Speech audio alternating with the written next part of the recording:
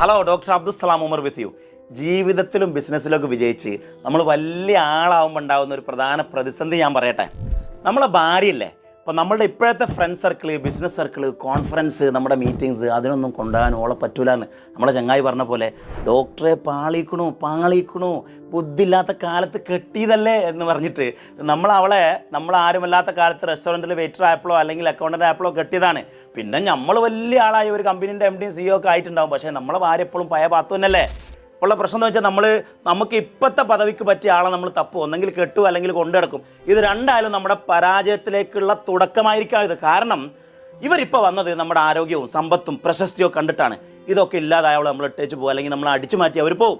പക്ഷെ നമ്മൾ ആരുമല്ലാത്ത കാലത്ത് നമ്മളെ വിശ്വസിച്ച് നമ്മളെ കൂടെ ഇറങ്ങി വന്നവളാണ് നമ്മളെ പാത്തു. നമ്മളൊന്ന് വീണ് കടന്നാൽ നമുക്കൊരു മുറുക്ക് വെള്ളം തരാൻ അവളേ ഉണ്ടാവുള്ളൂ.